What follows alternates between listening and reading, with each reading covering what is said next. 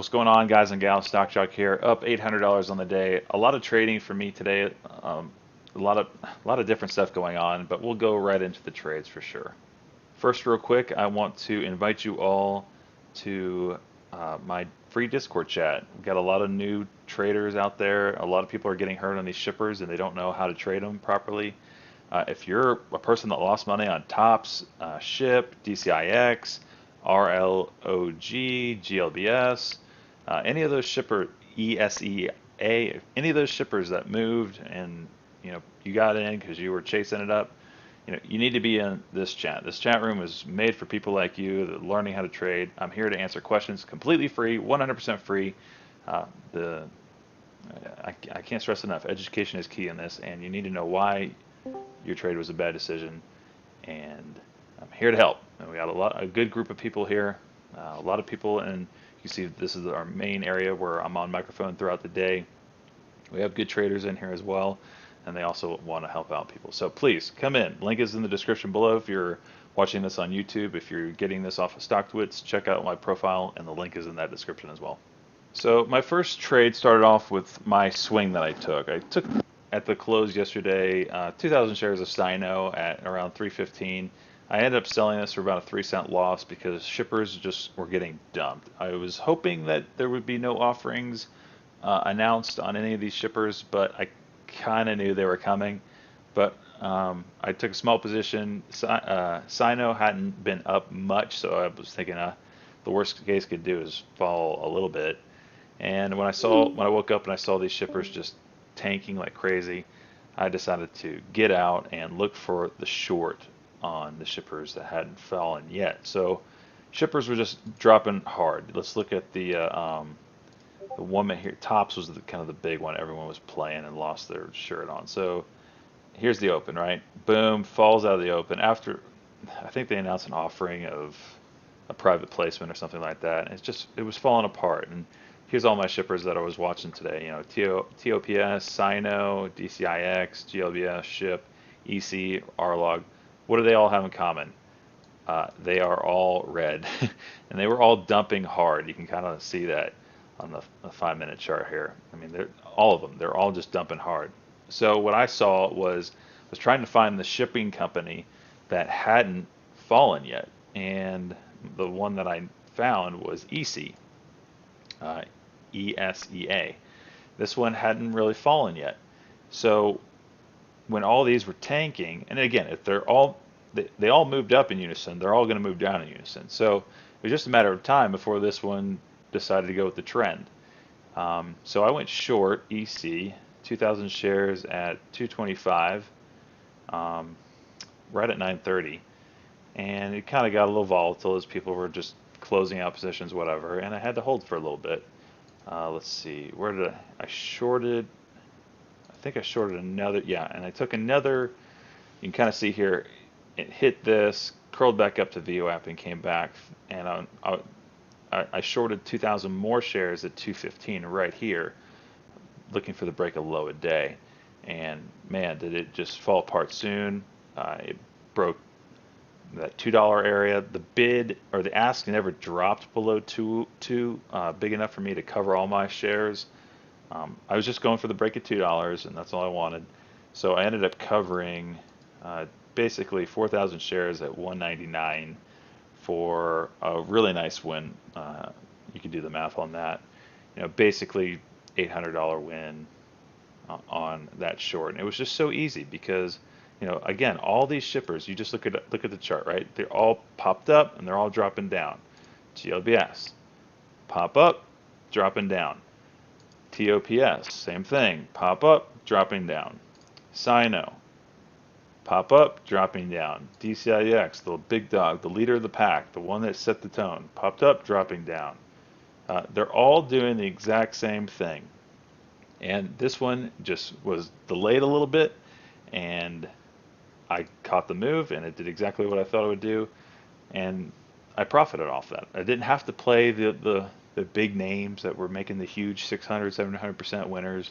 That's just dumb in my opinion. Play the sympathy plays. Play the ones that haven't moved yet and that will move. So that was how I started off the day. A nice win there. My next trade was ONCS. This one was it was up on news. So out of the gates, it dipped down, and the better entry would have been a red to green move right here. But it was moving up, going high day, and I thought we'd get another candle over candle right here. Went long 2,000 shares. I ended up selling for a penny win, as it just lost the momentum. It looked like it was going to come back down. So I made $20 on the trade. ONCS, this one was kind of a 5-minute play on the short side of things. Uh, I didn't play, well, I take that back. This was a VWAP play that I played on the 1 minute, but if I would have looked at the 5-minute chart, it would have told me the better story.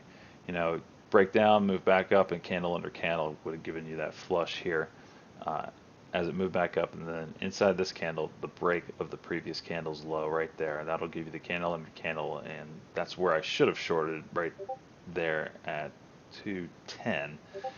Here it broke down, came back to up to the VWAP. I took 2,000 shares short at 218, right inside this candle, and I was just kind of looking for the break, the test of the VWAP, and the fail. And I covered 1,000 shares at 214 and the other at 219. So uh, made probably $20, $30 on the trade after it's all said and done. It finally did break down. I wasn't a part of this move. That's what I thought was coming, but I didn't want to stick around long enough. Again, just getting my base hit and moving on. I shorted it again right here. I made money here. I was going to short it again right here, looking for again that curl and then the candle under candle on the 1 minute. So I shorted at 217 right here, and we got a quick drop, and it bounced on me, and I didn't really like that. So I covered, let's see, I covered 1,000 shares for $50 and the other 1,000 shares for $20. So $70 win for me on that trade. So RLOG, this is one that I knew again.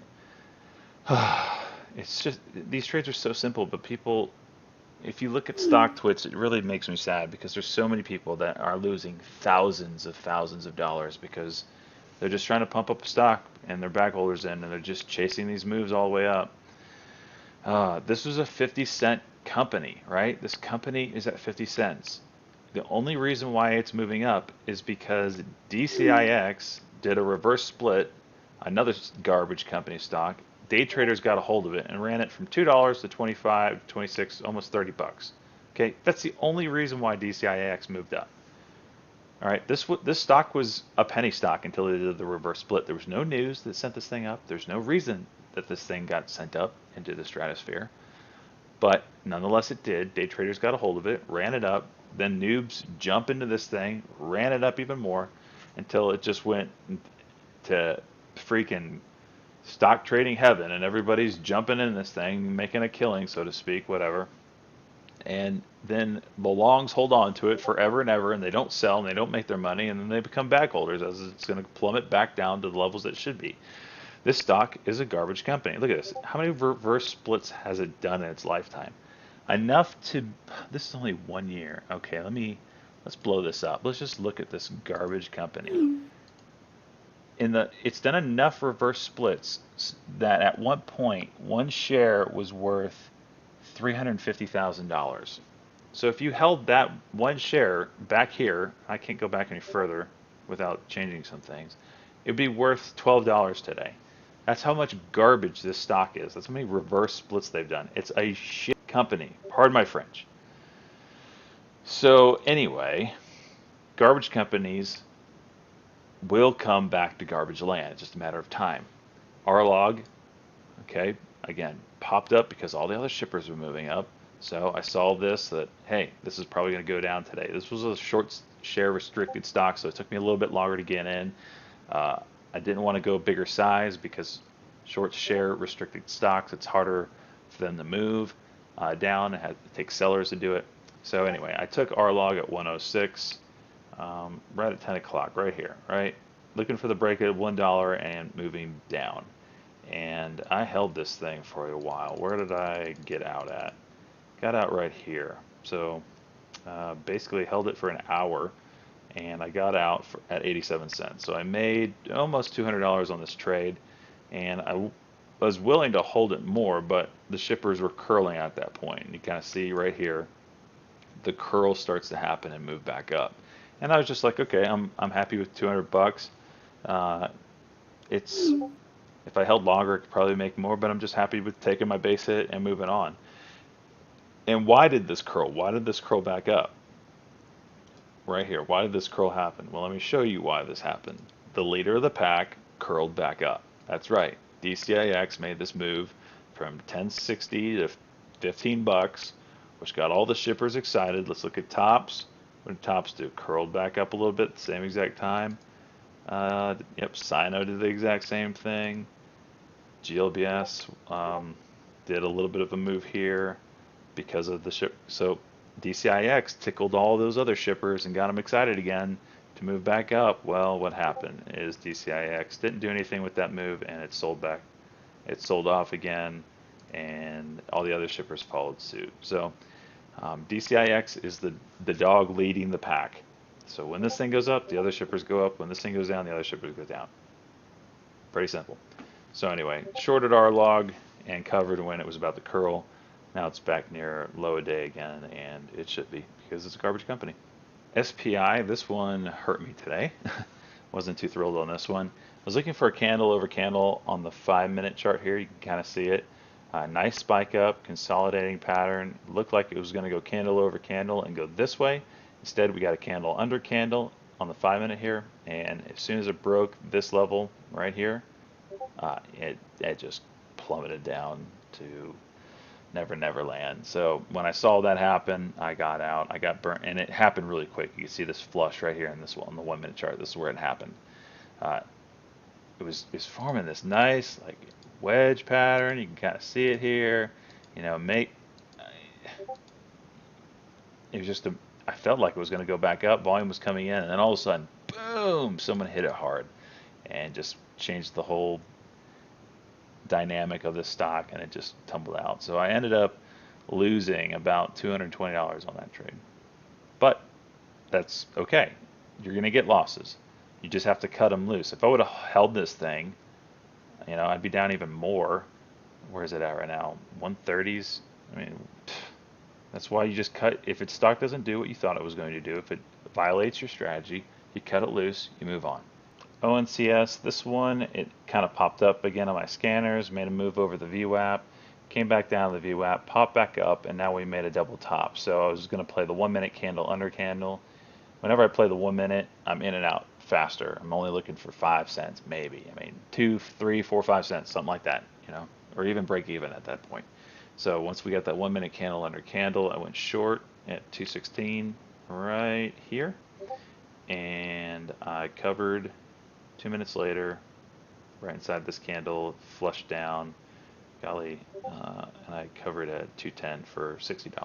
So this comes to the time of day where DCIX decided to just go nutso, right? It decided to make a move from $10.50 to $15. So again, I'm not going to touch the main dog, right? I'm not going to touch these stocks that are up crazy percentages already.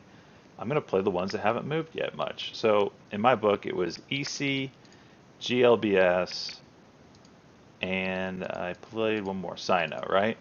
And this is a safer play, okay? They were safe. They were much safer. I bought 4,000 shares of EC, 2,000 shares of Sino, and 2,000 shares of GLBS. And I was just kind of watching DCIX.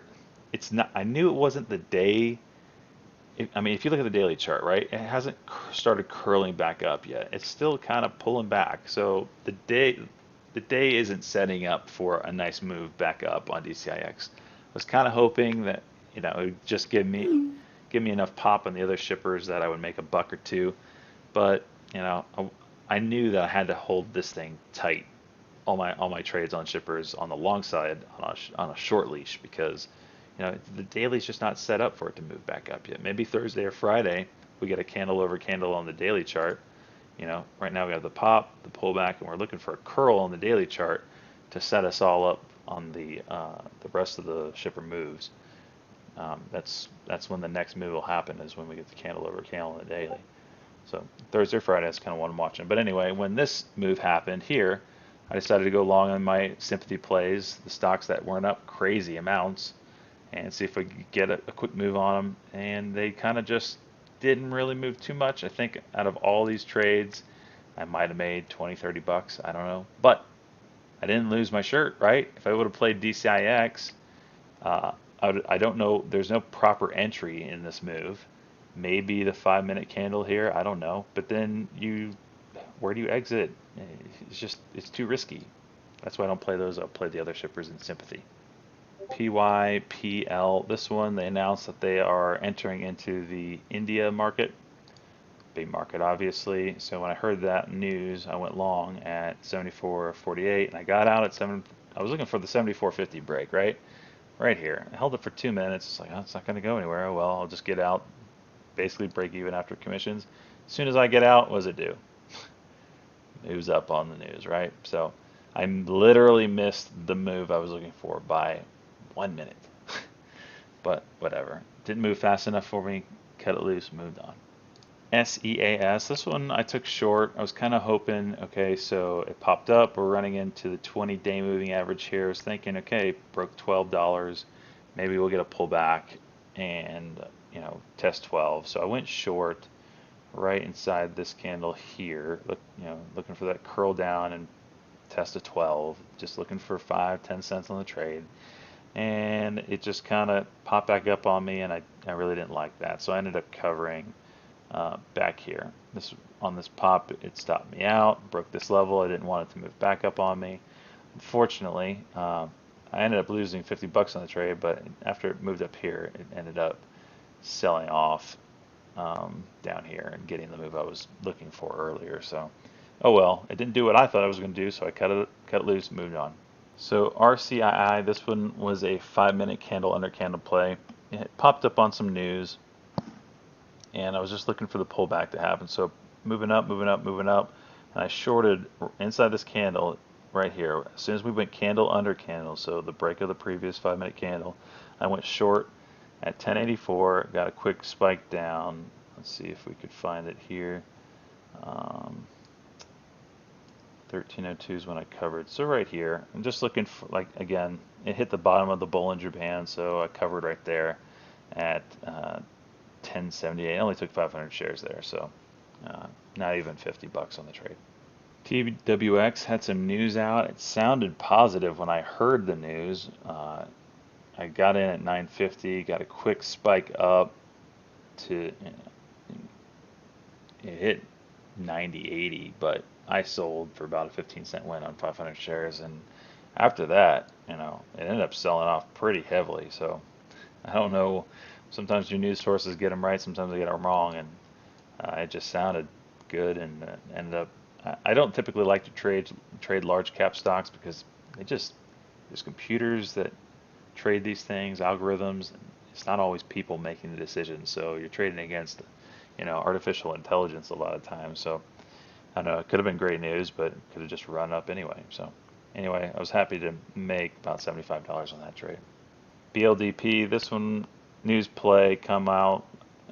I'm familiar with the name, but again, it's a larger float stock. So the news came out that they delivered one of their products or something like that. And it's nothing major.